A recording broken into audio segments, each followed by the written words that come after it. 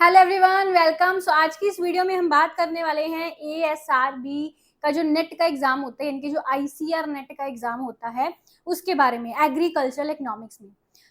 बहुत दिनों से काफ़ी बच्चों की इसके बारे में क्वेरीज आ रही हैं कि मैम हमने एग्रीकल्चर से मास्टर्स इन इकोनॉमिक्स कर रखा है या इकोनॉमिक्स में ही मास्टर्स कर रखा है, पर आगे हम एग्रीकल्चरल इकोनॉमिक्स में पीएचडी करना चाहते हैं और आईसीआर नेट जो है, एएसआरबी का नेट जो है वो क्लियर करना चाहते हैं। ठीक है, तो इसीलिए उसी से डेडिकेटेड वीडियो आज मैंने बनाने का फैसला लिया है। सभी चीज़ें इसमें डिटेल में आपको बताऊंगी, क्या क्या इसके लिए आपको करना है एंड कैसे स्टार्ट करना है, इसका नोटिफिकेशन, इसका syllabus, everything we will discuss. ठीक है, so let's start the session. सबसे पहले आप यहाँ से डायरेक्ट स्कैन कर सकते हैं हमारी एप्लीकेशन को, MS स्टडी गुरु। यहाँ पे इकोनॉमिक्स से रिलेटेड सभी कोर्सेज अवेलेबल हैं। यूजीसी नेट इकोनॉमिक्स में हम लोग स्पेशलाइज्ड हैं पिछले काफ़ी सालों से। इसके अलावा RBI grade B, DPR, assistant professor, PGT, SET economics related सभी कोर्सेज हैं। और अभी हम आईसीआर नेट यानी कि एएसआरबी नेट एग्रीकल्चरल इकोनॉमिक्स का भी डेडिकेटेड कोर्स लॉन्च करने वाले हैं अपनी एप्लीकेशन पर। ठीक है जी, सो लेट्स सी। तो पहले हम थोड़ा सा नोटिफिकेशन पढ़ लेते हैं। होपफुली आप सबको स्क्रीन दिख रही है। तो यहाँ पे देखिए,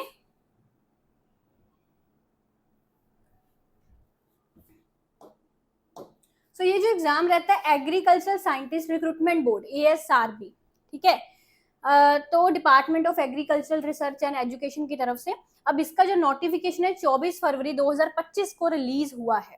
ठीक है, और ये कंबाइंड एग्जाम है। बेसिकली तीन यहाँ पे एग्जाम्स के लिए एक कंबाइंड एग्जाम है, 3 पोस्ट के लिए कंबाइंड एग्जाम है। एक तो हो गया आपका नेट नेशनल एलिजिबिलिटी टेस्ट, एक हो गया एआरएस का, इनके एग्रीकल्चर रिसर्च सर्विस के लिए, एक हो गया सब्जेक्ट मैटर स्पेशलाइज्ड और सीनियर टेक्निकल ऑफिसर। तो इसमें बेसिकली आज की वीडियो मेरी डेडिकेटेड है नेट को लेके। ठीक है, तो ये देखो इंपॉर्टेंट डेट्स हम जान लेते हैं। यहाँ पे submission of online application form यहाँ पे 22 अप्रैल से स्टार्ट होगी। ठीक है, last date and time for final submission 21 मई है। और इसके लिए क्या एलिजिबिलिटी है, सब चीजें मैं आपको डिटेल में समझाऊंगी। ठीक है, देन ये कंप्यूटर बेस्ड टेस्ट रहता है। अब बच्चों का ये भी डाउट रहता है कि मैम जो हम यूजीसी नेट का एग्जाम देते हैं वो और इस वाले नेटवर्क के एग्जाम में क्या डिफरेंस है, क्या फायदे हैं कि हम ये वाला एग्जाम क्लियर कर लें। अगर हमारा वो नेट हो चुका है तो हम ये वाला क्या करना चाहिए क्लियर या नहीं करना चाहिए, इसके लिए करनी चाहिए तैयारी या नहीं। ठीक है, इन सब चीज़ों के भी आज हम आपके जो डाउट्स हैं वो क्लियर करने वाले हैं। तो कंबाइंड कंप्यूटर बेस्ड टेस्ट जैसे ये रहता है, कब है इसकी डेट्स भी उसने लिखी है, 2 और 4 सितंबर को ये आपका एग्जाम होगा, यानी कि अभी काफी टाइम पड़ा है। अभी से अगर प्रिपरेशन स्टार्ट करें तो बहुत टाइम हमारे पास पड़ा है। ठीक है, तो अब हम इसमें थोड़ा नीचे आते हैं। ये देखिए फीस वगैरह की तरफ। अगर आपको सिर्फ नेट के लिए अप्लाई करना है अनरिजर्व्ड के लिए 1000 है, economically weaker section other backward classes के लिए 500 है, शेड्यूल कास्ट, शेड्यूल ट्राइब्स या वुमेन किसी भी कैटेगरी के वुमेन है तो आपके लिए ये 250 है। ठीक है, अब ये सारा ऑनलाइन प्रोसेस रहता है इसका अप्लाई करने का।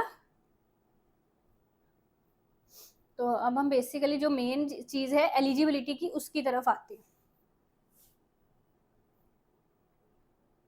ओके, तो ये देखिए ये यहाँ पे एलिजिबिलिटी आ गई है, समझे इस चीज को।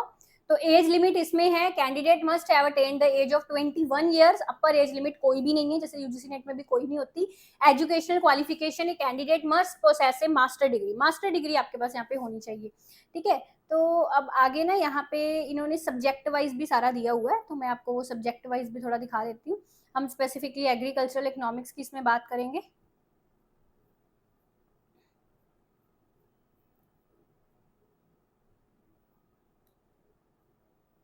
हाँ, तो ये देखिए यहाँ पे क्या होगा, बेसिकली आपके वन पेपर एक ही पेपर इसका होता है 150 मार्क्स का, जिसमें 150 ही objective type multiple choice question रहते हैं जो आपको 2 घंटे में सॉल्व करने होते हैं। हर एक क्वेश्चन 1 मार्क्स का होता है। ठीक है, और ये 150 के 150 क्वेश्चन आपके डिसिप्लिन से ही आते हैं। ठीक है, मतलब कि अगर आपका एग्रीकल्चरल इकोनॉमिक्स सब्जेक्ट है तो वो 150 क्वेश्चन उसी से आएंगे। जैसे यूजीसी नेट में एक पेपर ऑन अलग से होता है, इसमें वो चीज नहीं है। ठीक है, इसमें सिर्फ आपका जो सब्जेक्ट है उसी से क्वेश्चंस पूछे जाते हैं। और यहाँ पे मिनिमम मार्क्स है, मतलब कि अगर आप इतने मार्क्स ले आते हैं तो आपका ये एग्जाम क्लियर हो जाएगा, क्वालिफाई हो जाओगे। ठीक है, तो ये बेसिकली कैसे क्रिटेरिया रेफरेंस टेस्टिंग है, नॉर्म रेफरेंस टेस्ट। जैसे कि आपका जो नेट यूजीसी नेट का रहता है उसमें क्या होता है, कट ऑफ जाता है।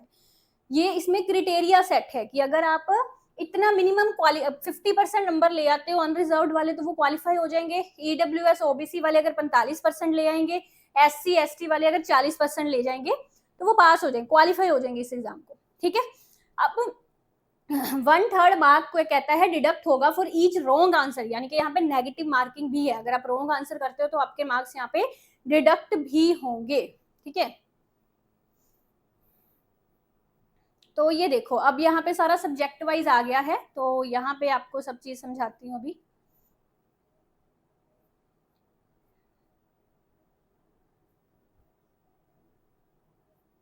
ये देखो ये रहा है एग्रीकल्चरल इकोनॉमिक्स का। तो सबसे बड़ी ये जो क्वेरी रहती है बच्चों को कि क्या अगर हमने एग्रीकल्चरल इकोनॉमिक्स में मास्टर किया है तो क्या तभी हम इस एग्जाम को दे सकते हैं? जी नहीं। अगर आपने देखो masters degree in agricultural economics है, चाहे डेयरी इकोनॉमिक्स है, चाहे वेटरनरी इकोनॉमिक्स है, या चाहे फिशरीज इकोनॉमिक्स है, चाहे सिंपल इकोनॉमिक्स में भी आपने मास्टर्स किया है, तब भी आप इस एग्जाम को देने के लिए एलिजिबल होते हैं। बेसिकली जो एग्रीकल्चरल यूनिवर्सिटीज होती है ना, उसमें आप पढ़ाने के इसमें एलिजिबल हो जाते हैं। ये जो टेस्ट है, जैसे हम नेट का दूसरा यूजीसी का टेस्ट देते हैं, उसमें क्या होता है, उसमें कोई क्रिटेरिया स्पेशलाइजेशन वाला ऐसा नहीं होता कि एग्रीकल्चरल यूनिवर्सिटीज में, है ना, मतलब ऑल ओवर आप इंडिया में किसी भी यूनिवर्सिटी के लिए एलिजिबल हो जाते हो पढ़ाने के लिए। ये जो वाला जो नेट होता है, ये एग्रीकल्चरल यूनिवर्सिटीज जो होती हैं उसमें आप, जो स्टेट एग्रीकल्चर यूनिवर्सिटीज होती हैं उसमें आप पढ़ाने के लिए एलिजिबल हो जाते हो इस एग्जाम को देने से। ठीक है, तो अब यहाँ पे यही थी बेसिकली काम की बातें। और इसमें ये हो गया। अब एक चीज और, द अदर थिंग, ये मैं आपको सिलेबस दिखा देती हूँ। इसमें यह रहता है कि जो आप, इसमें थोड़ा कंपटीशन कम होता है। बेसिकली जो यूजीसी नेट का एग्जाम होता है उसमें कंपटीशन ज्यादा होता है, बिकॉज बहुत सारे कैंडिडेट्स अप्लाई करते हैं। इसमें ज्यादातर वही अप्लाई करते हैं जिनका एग्रीकल्चर बैकग्राउंड है, जिन्होंने एग्रीकल्चर पढ़ा हुआ है या एग्रीकल्चर इकोनॉमिक्स में मास्टर्स की हुई है, ज्यादातर वही इसमें अप्लाई करते हैं, तो इसमें कंपटीशन कम है। दूसरा, इसमें आप देखोगे कि वो एक सिर्फ मिनिमम क्वालिफाइंग वाला क्राइटेरिया दिया गया है, उसके कारण भी थोड़ा नेट से इसको क्लियर करना आसान है कंपैरेटिवली, बट हाँ नेगेटिव मार्किंग इसमें है, तो वो चीज़ है। और इसमें अगर आप पर्टिकुलर एग्रीकल्चर में ही पढ़ाना चाहते हैं, एग्रीकल्चर इकोनॉमिक्स में ही पढ़ाना चाहते हैं, तो और उसमें ही आगे जाके पीएचडी करना चाहते हैं, आपका इंटरेस्ट उस सब्जेक्ट में ही है, तो फिर आपके लिए ये एग्ज़ाम आगे इसके आप जो आईसीआर जेआरएफ एसआरएफ के एग्जाम्स होते हैं, Indian council of agriculture research की तरफ, उनमें भी उनकी तरफ भी जा सकते हैं, है ना। तो स्पेशली अगर आपका एग्रीकल्चरल इकोनॉमिक्स में इंटरेस्ट है तो ये एग्जाम आपके लिए बना हुआ है। ठीक है, तो मैं आपको इस बार एक बार इसका सिलेबस भी दिखा देती हूँ। तो ये देखिए, अगर मैं इसका सिलेबस देखूं तो ये तो सारा इकोनॉमिक्स है आपका, वही इकोनॉमिक थ्योरी नेचर, ये सारा माइक्रो इकोनॉमिक्स आ जाता है। आप इकट्ठे भी दोनों एग्जाम्स की तैयारी कर सकते हैं, ये वाले और दूसरी यूजीसी नेट की। इसमें माइक्रो इकोनॉमिक्स तो दोनों में सेम ही है बेसिकली, है ना। फिर उसके बाद ये एग्रीकल्चर डेवलपमेंट एंड पॉलिसी, इसमें अलग है, इसमें सारी चीज़ें अलग नहीं है। जैसे ये सारे मॉडल्स वगैरह तो हम नेट में भी पढ़ते हैं, यूजीसी नेट में भी पढ़ते हैं, है ना।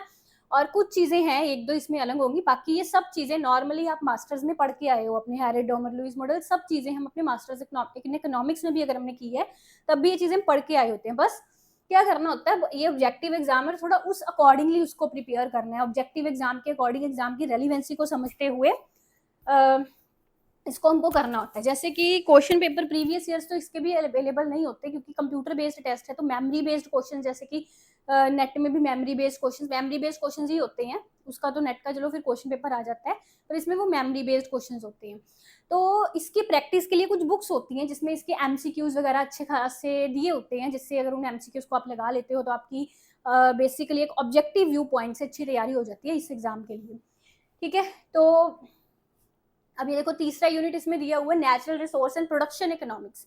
इनकी बुक्स होती हैं बहुत अच्छी, प्रोडक्शन इकोनॉमिक्स की अच्छी बुक आती है। और ये जो यूनिट दिया हुआ था इन्होंने एग्रीकल्चर डेवलपमेंट एंड पॉलिसी, इसमें मॉडल्स स्टडी करने के लिए बुक एक बहुत अच्छी होती है ग्रोथ मॉडल्स के लिए। तो बुक वाली वीडियो में अलग एक लेक्चर में बनाऊंगी जिसमें आपको सारी इसमें इंपॉर्टेंट बुक्स और ऑब्जेक्टिव टाइप क्वेश्चंस के लिए की प्रैक्टिस के लिए भी इंपॉर्टेंट बुक्स डिस्कस करेंगे। फिर एग्रीकल्चर फाइनेंस, क्रेडिट मैनेजमेंट, ये आ गया, एग्रीकल्चर मार्केटिंग, प्राइस एनालिसिस, और इसमें एक ओआर ऑपरेशनल रिसर्च का सब्जेक्ट आता है जिसमें ये थोड़ी सी चीजें जैसे एमएलई एस्टिमेशन, असम्पशंस अलग हैं, डिस्क्रिमिनेंट, है ना। ये चीजें शायद अपने मास्टर्स में कईयों ने नहीं पढ़ी होंगी, या है ना, कई ज्यादातर ने बच्चों ने नहीं पढ़ी होती। तो ये इसका सिलेबस है।